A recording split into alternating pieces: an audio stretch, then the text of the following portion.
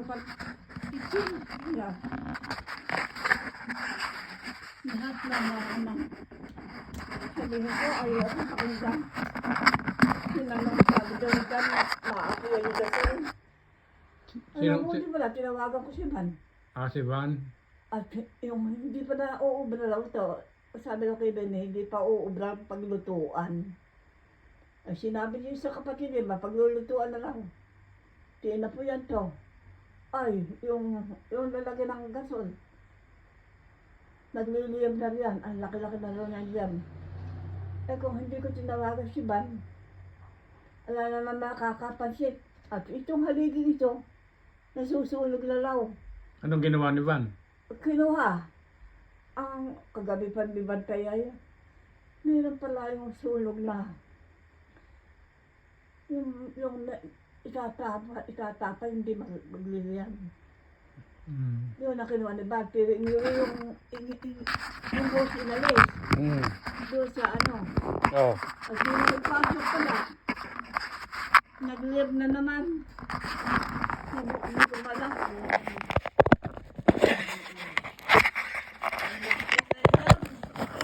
Pinapatungo ko sa likat na Bernardo na ito ayaw makinig. Ano nangyari nung magliyam? Tinawagan ko si Van. Oh. Van, pinamukha ko ito, laki na laki ako ng liyam. Oh. At yun ang makita niya, sumatakbo si Van. Umalaki na, 2 pulis ang Tinawag. na inilabas ng ahos kagabi. Dahil gano'n daw lang gano'n yung liyam. Nagliliyab talaga. Oh, yung mga nuno nyo mo naman sa tatay mo ando doon. Sabi daw naman sabi sa Sila tatay? na oo. Saboy ng tubig? Na hindi, tubig. Ay ano sinasaboy? Buhangin. Buhangin. Si tatay at saka sino? Yung nuno, yung tatay niya. Tatay ni tatay. Oo. Ano Ay, naku, Diyos namatay ko, naman ano. yung apoy. Ha? Namatay naman yung apoy. Yung lumalabas na lumba na kwan, na gasol.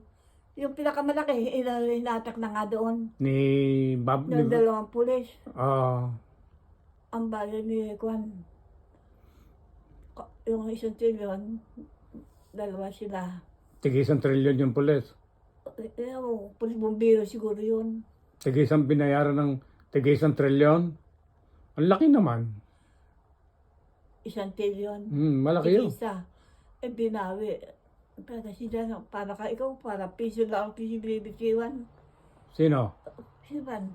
Mayaman eh. Binigyan natin 1 trilyon. Ito Ayun. na yung sabi naman, lala naman binigyan. Ito naman ikaw, kaya ikaw 1 trilyon, pwede na. Ay, di binawi. Ano sabi bigay? Kahit na 1 trilyon, malaki eh. Ah. Kahit na 1 trilyon, malaki. Oo. Pero magda ata na nakabantay. Buti hindi nasunog ang buong bahay. Ha? Buti hindi nasunog ang buong bahay. Bumbahan? Yung buong bahay, buti hindi nasunog.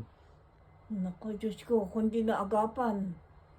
Yun nga, pinapatignan ko ito, yung kukwa, sabi ng hugot. Makapal na kwan yun. Basa, inata, ipinatabig sa mga ganyan.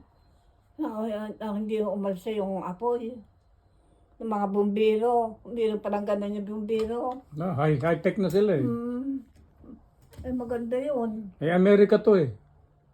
Ba't sa atin nala yun? Wala sa ayos yung mga tao ron, lalo na yung presidente. Kaya wala ng pag-asa yung Pilipinas. Gusto nga ilabas mo anak. Napapasok ko doon. Ba't ayaw nyo pang kumain? Ha? Ba't ayaw nyo pang kumain? Ay, yun nga, ilabas mo na ito. Sige. Kakain si Mama Pérez, si Papa Jesus. Ako, ito mga kapatid mo, mga bastos. Bakit? Anong ginawa? Pinabubusan ko yun, darating ka ako nga si Mama Mary. Hindi binuksan. Nanay, si Mama Mary, kahit na nakasarado yan, makakapasok. Ano ito? Oo, may kapangyarihan si Mama Mary. Paano makakapasok? Ay, may kapangyarihan siya eh. Naku, Diyos ko, yung nakalak na matitigas ang lakay. Kahit na may kapangyarihan yun, makakapasok yun kahit saan. At saka naaburido. Oh, Diyos ko. Sino na aburido? Mama Mire. Ay bakit? Kanino na aburido? Yan, yan, sa tawid.